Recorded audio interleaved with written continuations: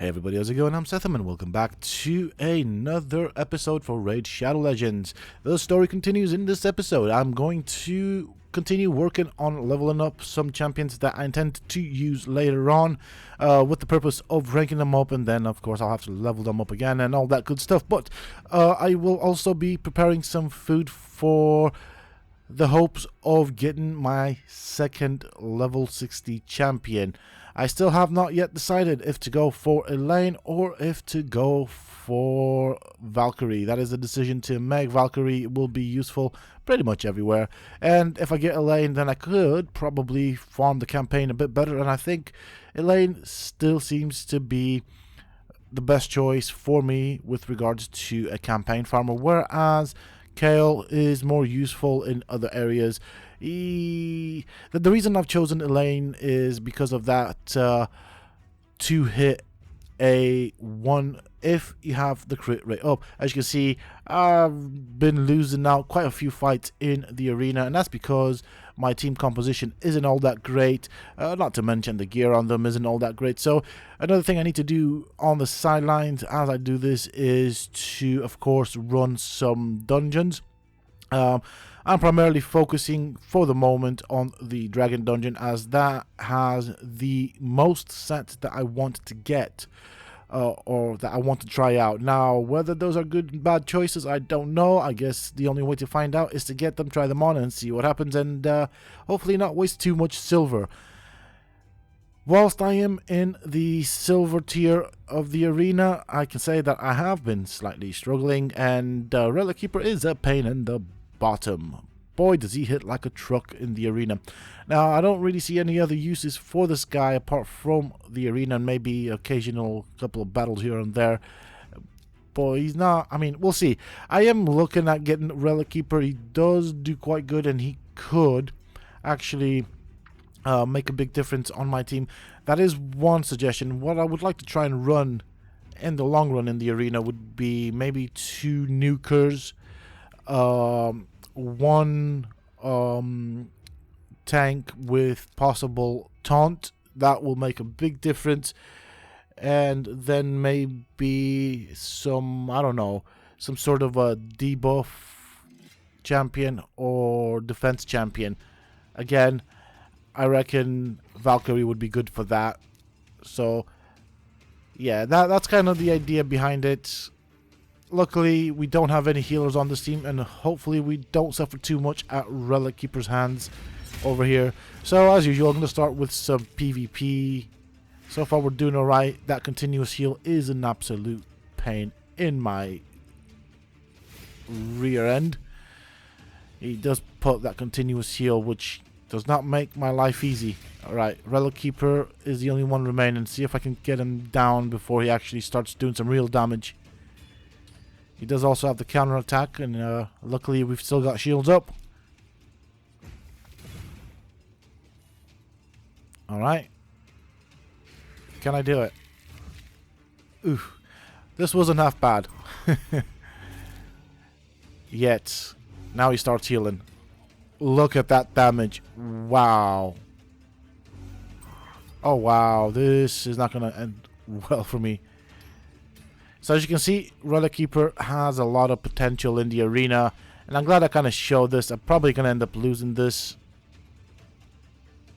I hope I don't. It'd be nice if I didn't, but there you go. He's just healing every round, so he's got a heal set on him. This might come in handy, because I get a couple of more hits on him. Hopefully I can do more damage than he can heal.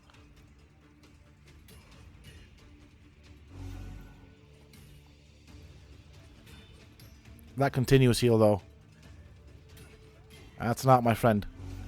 Yeah, we're not doing too good. I don't think I'll survive this one. Dude, that guy is a beast. Right, let's see. Maybe this might help.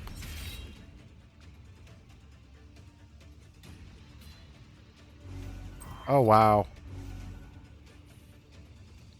There is no chance I'm going to survive this one, is there? But this is the thing. This is how I've been learning strategies in the arena. I'm tempted to try this again with... I don't really have what to try it with. As you can see, Relic Keeper is an absolute beast. I think with that, saying though, with that sort of damage, you could probably use him in several dungeons. So, yeah, I might look. Do you know what? I retract my words from earlier. I think the Relic Keeper has certain potential. It's just, I suppose I'm looking at all around potential. Now, I'm going to try this again. Different strategy. I think my biggest thing is trying to take out Relic Keeper first. I might end up losing again. Who knows?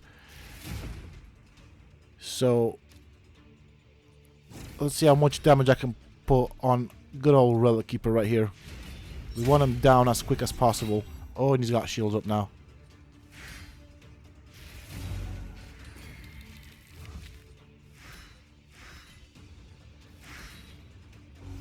Oh, those heals.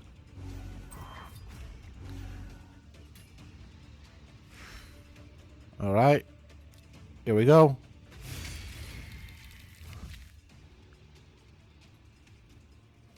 Now, I was debating that a bit. I do want to... Nah, never mind. See, that worked out quite well. I think I might potentially be... No, hold on. Here he goes. There he goes. That's fine. I still have 2 champions. I can still dish out sufficient damage to take him down. Hopefully. Oh, yeah. If I don't weak hit, of course. Oof. That was good. I'm glad he didn't crit that one. See, debate here. Now, do I go for A1 or A2? A1's likely to crit... to weak hit. Oh, we got another one off. That's fine. Oh, he's dead. That worked in my advantage. But as you can see, in that fight, the Relic Keeper was the most painful one to go against. But it's nice. It's really interesting to see what other players do with their champions, and definitely a good way for me to learn. At the moment, to be honest though, in all fairness, gear isn't helping me on most of my champions anyways. And I know I say that every episode, and I'm not trying to use that as an excuse. It's just a simple fact. Is there anything I can do here? Don't think I have anything actual that I can use. It'd be nice to get some keys and get some glyphs, even if they are 1-star glyphs, but I don't think there's much of anything that I can do. So I guess I'm going to have to kind of just go with it and leave it as is. I will start focusing on the faction crypts later on. And I think what I'm going to be doing with the faction crypts as I build up teams for them is when I cannot progress, I'm just going to end up farming the same stage over and over and over again for glyphs. I haven't got very many glyphs, and what I did have, I did use them on the not so good gear that I had. And I suppose to some extent I kind of wasted it, but it did help at the same time. And these are the last 2 Void champions that I want to bring up. And once I've done that, I'm going to get into getting some food ready. At least that's the plan.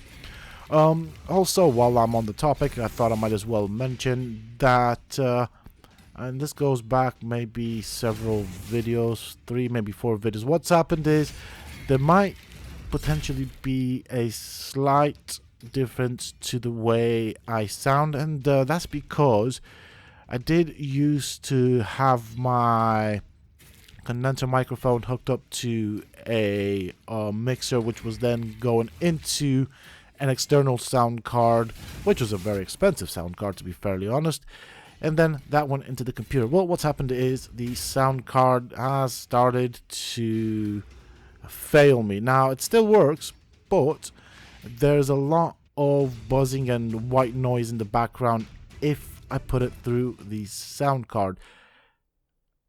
Not fun. I've tried. Must have been a day that I spent, almost at least. I spent a good couple of hours trying to tweak it around, trying to make it work, but it's just one of those things. I guess certain things just kind of don't last forever, which is quite depressing because that was a very expensive sound card, but hey ho, it is what it is.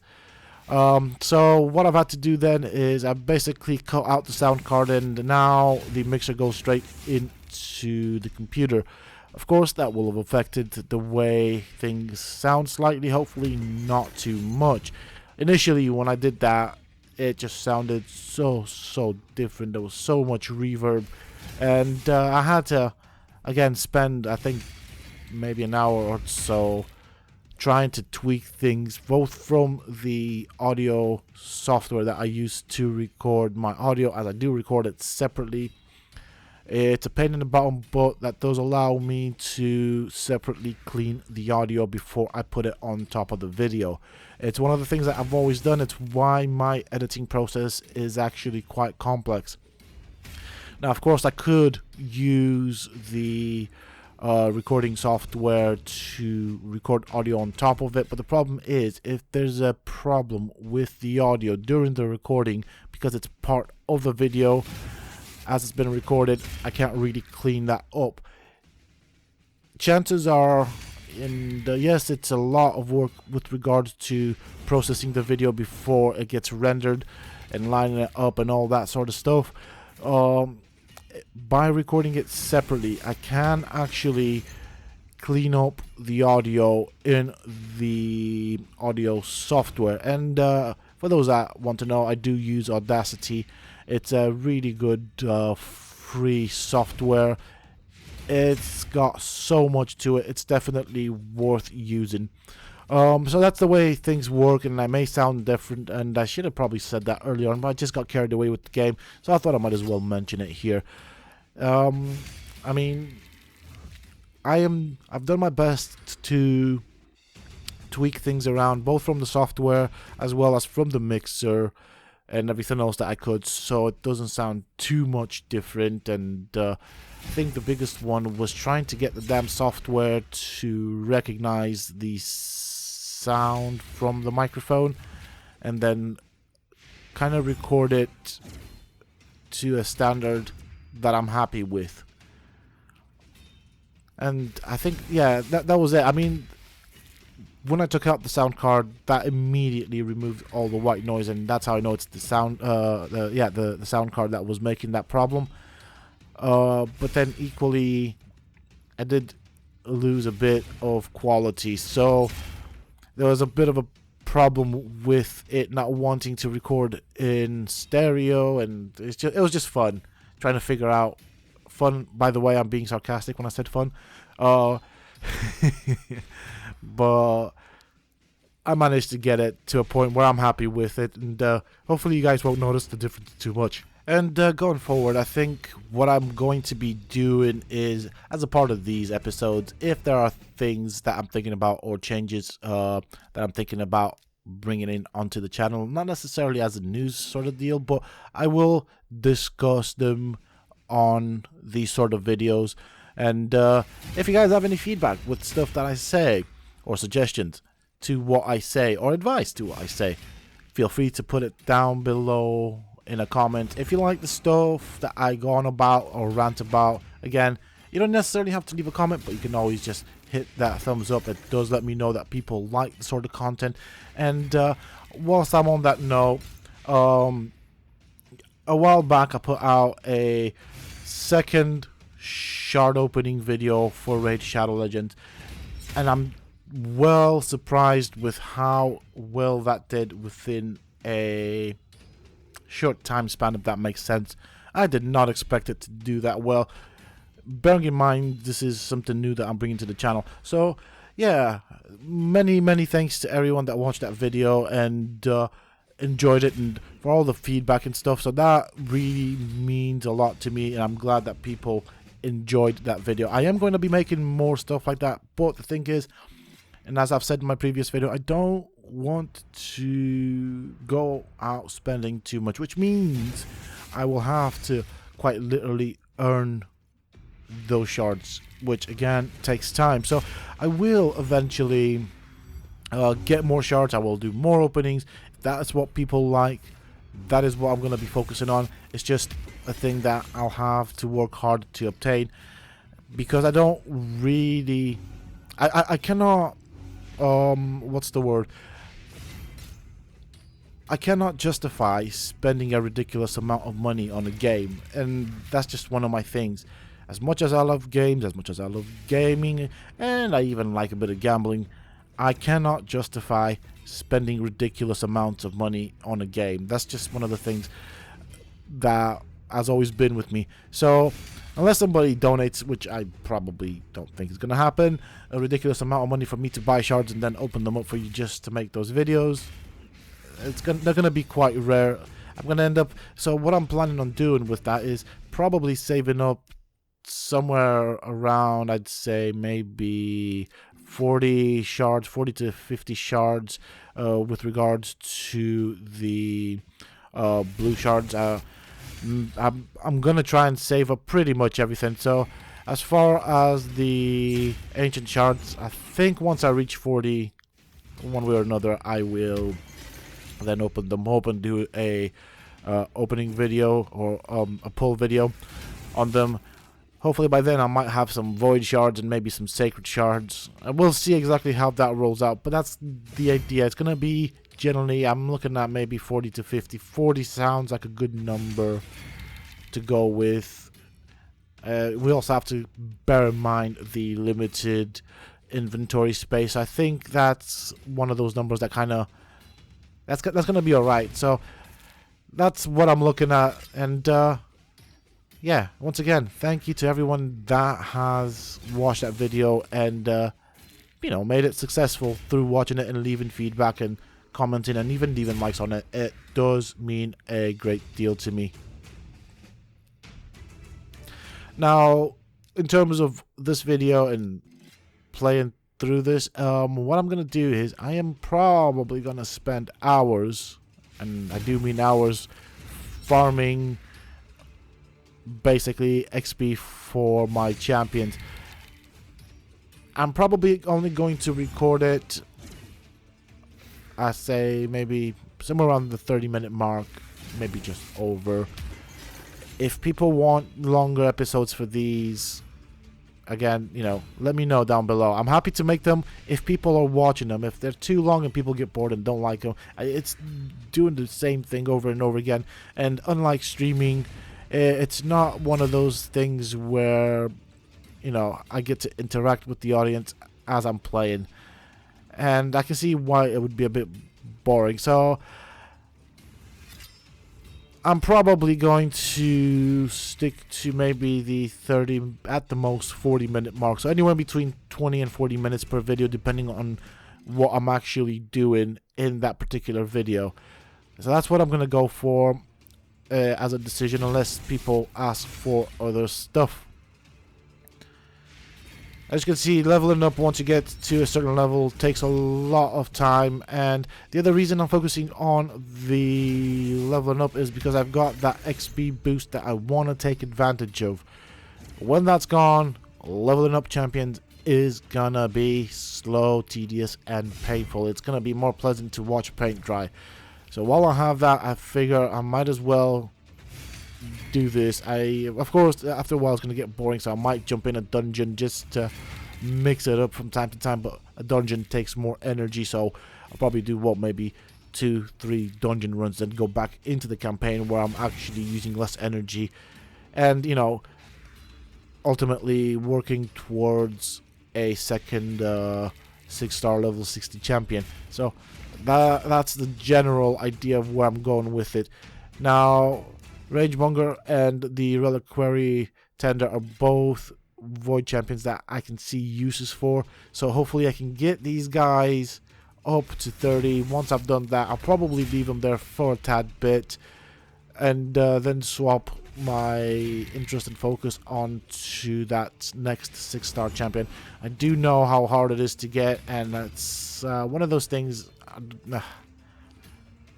it's painful to get there, especially at this point in time. Hopefully things will get easier once I have a designated campaign farmer. Now, initially, when I set out, I was going to use Kale as a campaign farmer, and he does have the potential to do that. It's just that if I gear him up for a campaign farmer, or to use as a campaign farmer, I then lose Kale in other areas.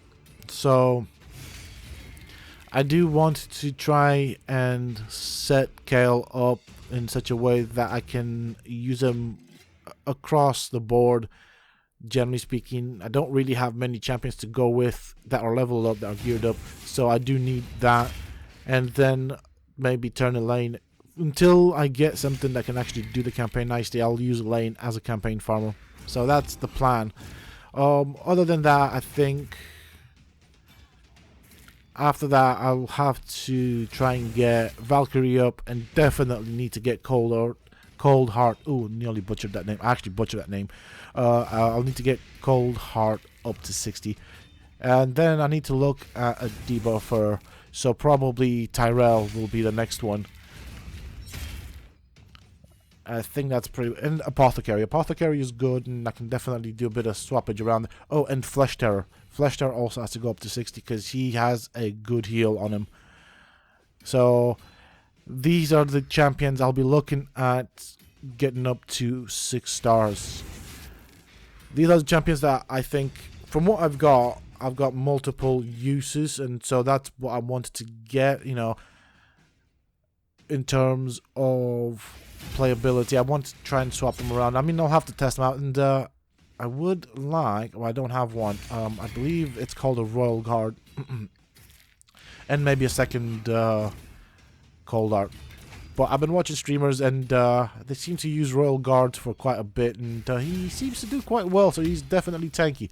Ooh, and just realized I need to look for a champion that can taunt for the arena. Specifically for the arena. Might be useful in dungeons, but definitely for the arena. So we need a taunt champion, which I'm gonna probably build as a tank. If I can get some debuffs on him as well, either through gear or whatnot, that would also help. But definitely want a taunt champion. I think I have some options. I just don't know which one would be great at this point in time. So I'll need to really look through my champions and see which one I'm going to use. I do want a high percentage on that taunt though. So I basically want something that will proc that taunt as often as possible. That'd be the idea. I think that would help a great deal in the arena. Now, one of my problems with the arena in terms of the champions have been, for example, the champions that revive. So if I taunt them, they can't revive the champions that are killed. So that's one of the uses right there. And then the other one would be to taunt the champions that have CCs on them. That would be something to look at. Because at the moment, I think I've got what? Kale, Elaine, Cold Art. All three of them are DPSers, and then just one support role, which is Valkyrie, which isn't really kind of helping me. So I need to look at, yeah, at synergy basically.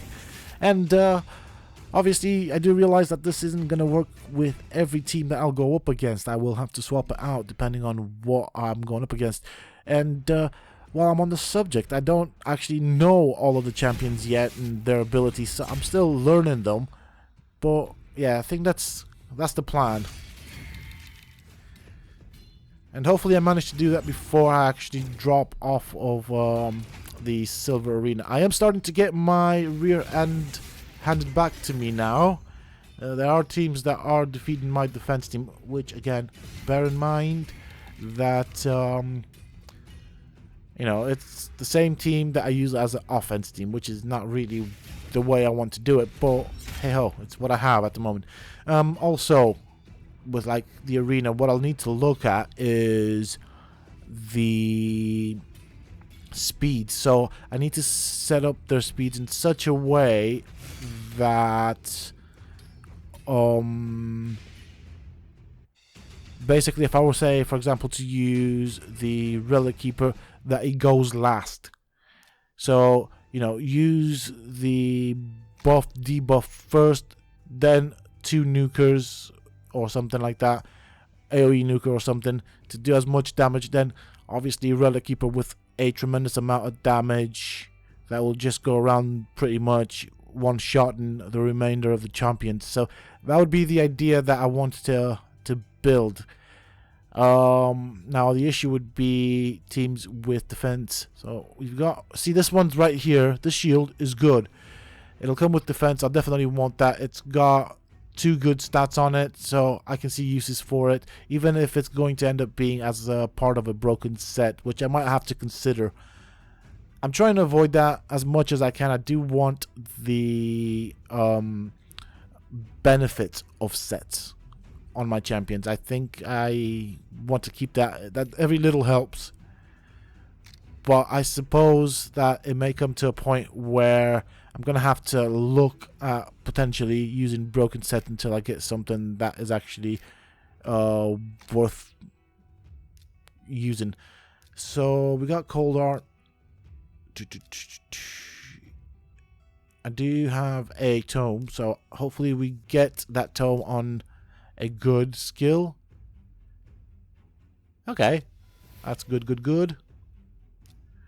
I would have liked it on her A3, but whatever. I can't, buff debuff chance. Heal reduction. See,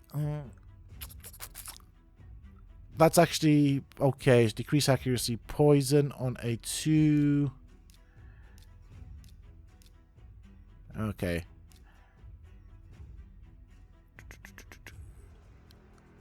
Yeah, so yeah, damage, increase debuff chance. Okay, well, whatever. This is quite good. That A1 is quite good against targets that heal. So she could be useful in arena when there's a healer. If she doesn't die out too quick, which she normally does for me. So that's another thing to look at in terms of her build. We'll see what I can do with it. I'm still a long distance away from even getting close to the end game content. With that being said and done, I am going to run several runs in the Dragon Dungeon. Maybe get some more pieces of gear that are useful. And I think after this run, I'll probably end the video. It's gone long enough. We're getting close to the 30-minute mark.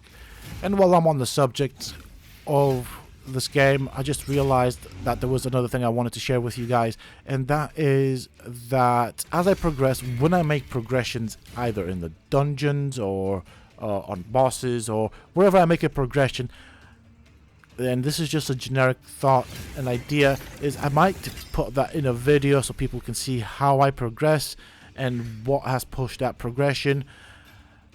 I thought that'd be a nice thing to do. Now that won't be necessarily all the time. So take for example, I'm currently, I forgot what stage I'm on, probably stage 10 on the dragon. So say when my team is strong enough to progress to the next stage, or to maybe 3 stages in the dragon, for example. This is a slight over exaggeration here. I'm gonna record that progression so you guys can see the progression. Do bear in mind that obviously to get to that progression there's a lot of work and farming and grinding behind the scenes. So I thought that'd be a nice thing to add so people can see not just the same boring thing over and over again, but also the progression side. This won't be recorded all the time. That really depends where I'm at and what's going on in the background, but for the most of it I thought that I might end up doing that. And also, like, say for example, again, hypothetical right here, let's say I complete a specific event, or I'm close to completing it, or I think I can complete it. When I get to that point, I will make videos on these events. At the moment, completing events such as the Dungeon Divers events, for example, can be a bit of a challenge. I'm not at a point where I have a strong team to actually farm amazing gear. Once you get to the ability to farm amazing gear, that sort of event becomes that much easier. So it's definitely an event aimed more at your end game content. Beginners can do it.